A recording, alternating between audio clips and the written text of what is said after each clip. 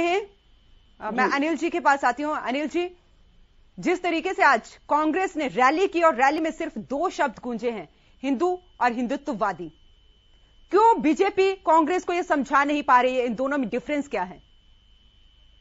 Yes जी, सबसे पहली बात तो मैं बधाई देता हूं नरेंद्र मोदी जी को, भाजपा को, कि कांग्रेस को हिंदुत्व के बारे में कहना पड़ा। कांग्रेस को ये कहना पड़ा हम हिंदू हैं। लेकिन मैं इनसे एक बात पूछना चाहता हूं कि जिस टाइम इनके राज में मनमोहन सिंह की सरकार थी, उन्होंने सच्चर कमेटी की रिपोर्ट आई थी, आप पूरी सुन ले प्लीज, बीच में ना बोले।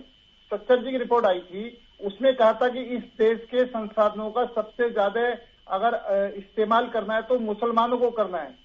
वहां पर क्या, जब ये मुसलमानों की बात करते हैं, धर्म की बात करते हैं, अगर वो वहां पर ये कहते हैं कि देश की संपत्ति पर सबसे ज्यादा अधिकार है, इस्तेमाल करना है तो गरीबों का करना है, वहां पर इनको मुसलमान याद आते हैं। और आज ये क्योंकि मुसलमानों की लेकर काम नहीं चलते, हिंदुओं को बांटने के लिए हम हिंदुत्ववादी की बात करते हैं।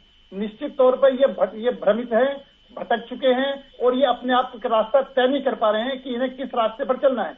क्या ये जो हिंदुस्तान में रहने वाले मुसलमान हैं, क्या उन सबको हिंदू मानते हैं? और ये कहेंगे कि हम इसको हिंदू मानते हैं? क्या ये हिंदुस्तान को हिंदू राष्ट्र घोषित करने की हिम्मत रखते हैं, बोलने की हिम्मत रखते हैं? क्या ये कह सकते हैं कि हम अयोध्या में राम मंदिर का समर्थन करते हैं? क्या ये कह सकते मथुरा में श्री कृष्ण मंदिर हम समर्थन कर सकते हैं? क्या ये कह सकते काशी में शिव मंदिर का हम समर्थन कर सकते हैं? आप पब्लिक को बेवकूफ ना समझो। हिंदू सर, लेकिन यहाँ पर लोगों को भी ये समझाया जाए ना, क्योंकि जब बीजेपी हिंदू और हिंदुत्व की बात करती है तो उसका हिंदू और हिंदुत्व अलग होता है, जब कांग्रेस करती है तो उसका अलग होता है। लोगों को क्या समझ आएगा इसमें से? नहीं, हमारा तो बड़ा स्पष्ट है कि भारत का उत्थान हिंदुस्तान का उत्थान है। हम विकास की बात करते हैं और जिस सड़क पर वो लोग चलते हैं वो देश का गरीब भी, देश का अमीर भी, देश का हिंदू भी, देश का मुसलमान भी, सब उस सड़क को इस्तेमाल कर रहा है। हम विकास की बात करें, इनके टाइम में कितनी सड़कें बनती थी, इनके टाइम में कितने हॉस्पिटल खुले।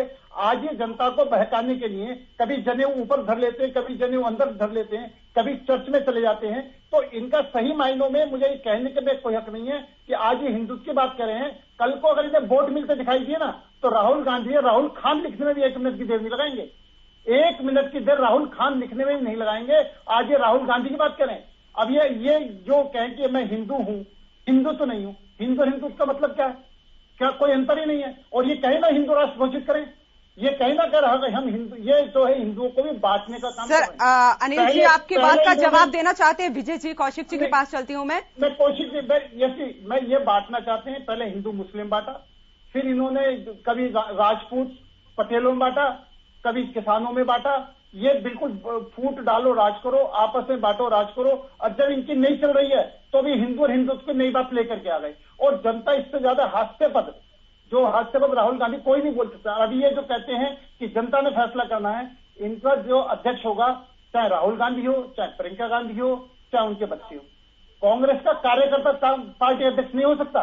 आज कितने साल से अध्यक्ष नहीं बना पा रहे हैं और सिर्फ जनता को बेवकूफ बनाने के लिए एक परिवार की चमचागिरी करना।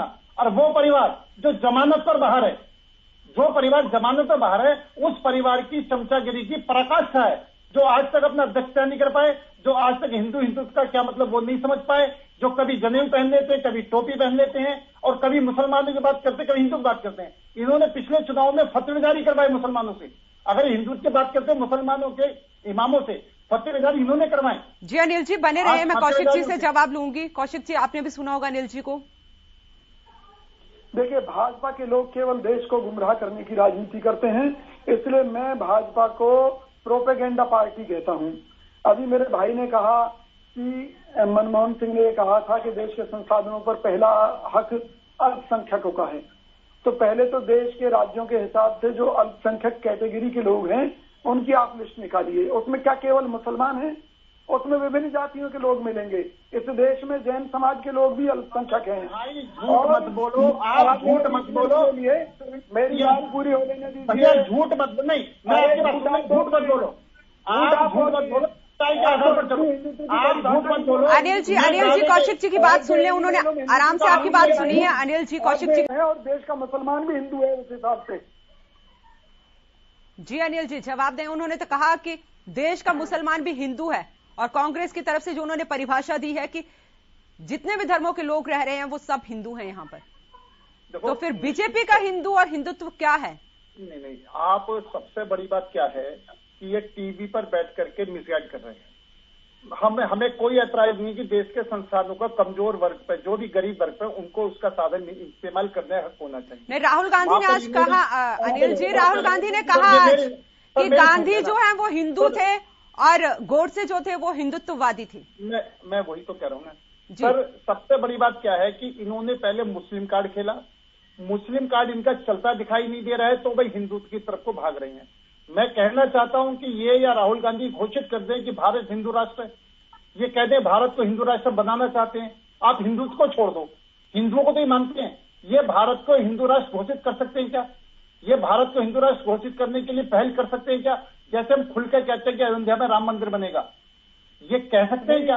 ये सिर्फ आप प्लीज चुप रहे, प्लीज चुप रहे, आप चुप रहे, आप चुप रहे।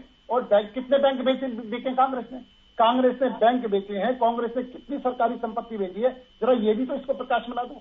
और निश्चित तौर पर आज चीन को आंखें दिखाने की हिम्मत सिर्फ आज भारत सरकार में है, जिनका नरेंद्र मोदी जिस जैसा नेतृत्व मिल रहा है।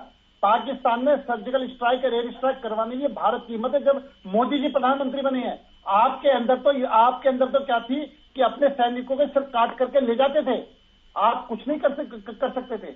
आपके के राज के अंदर चीन कितनी भी जमीन पर कब्जा कर ले, आप कुछ नहीं कर सकते थे। आपने तो सिर्फ सिलेंडर करा है। हमारी सेनाओं ने हमेशा मोर्चा जीता है, लेकिन तुम टेबलों पर हारे हो। कांग्रेस हमेशा टेबलों पर हारी है। और मैं आज फिर एक बात पूछना चाहता हूं कि कांग्रेस पार्टी ने चीन की कम्युनिस्ट पार्टी से कौन सा एमओयू करा हुआ है? वो आज तक ओपन क्यों नहीं कर रही है कि भाई कांग्रेस ने चीन की कम्युनिस्ट पार्टी से उसका क्या एमओयू है? आपके एमओयू साइन हो रहे हैं जी, जवाब दें कौशिक जी। तो ये सवाल क्या है कि ये सिर्फ और सिर्फ जनता को गुमराह करना, जनता को झूठ बोलना, जनता को बेवकूफ बनाना, और जनता समझ चुकी है। सीधा ब्लेम लगाया उन्होंने कि सिर्फ कांग्रेस पार्टी जनता को गुमराह कर रही है। और जैसे आज ये फतवे जारी क्यों नहीं करवा रहे? कल तक ये फतवे जारी करवाते थे इमामों से, आज इमामों से फतवे जारी क्यों नहीं करवा रहे? कल तक आज ये बच्चे हमें बड़ा और आनंद होता है कि आज ये मंदिरों से जाकर। अनिल जी जवाब दे रहे हैं आपकी बात का जी फाइनल कमेंट लूंगी अनिल जी से। जी अनिल जी बोलिए। जैसे मेरा सिर्फ एक बात कहना है, ये मैं तथ्यों पर बात कर रहा हूं। अभी इन्होंने बांग्लादेश की बात करी, पाकिस्तान के टुकड़े करे। मैं ये कहना चाहता हूं कि जो उनकी सेना का समर्पण हुआ था और समर्पण के बाद में हमने उनको सौंपा था, इन्होंने कितने अपने भारतीय जो सेनानी थे, भारतीय जो लोग थे जो पाकिस्तान की जेलों में बंद थे, कितने इन्होंने छुड़ाए? एक भी नहीं छुड़ाया। सारे लोग, जबकि छुड़ा सकते थे, टेबल पर समझौता कर सकते थे। जिस तरीके से हमारा जो कैप्टन जो उसके अंदर पाकिस्तान ने जो उन्होंने हवाई जहाज गिराया था, तो मोदी ने कहता ये मुझे सही सलामत चाहिए, नहीं तो अगले अटैक की तैयारी करो। इन्होंने तो जो बांग्लादेश के बांग्लादेश के युद्ध में लाखों पाकिस्तानी सैनिक जो इन्होंने इनके अरेस्ट में थे, जिन्होंने आत्मसमर्पण कहा था, उसके बदले में ये अपने शहीदों को भूल गए। ये अपने जो यहाँ पर हमारे वहां पर लोग बंद थे उनको छुड़ाना भूल गए। और आज ये इस तरह की बात करें, मैं खुद कहता हूँ हमारी सेना समय का थोड़ा अभाव है।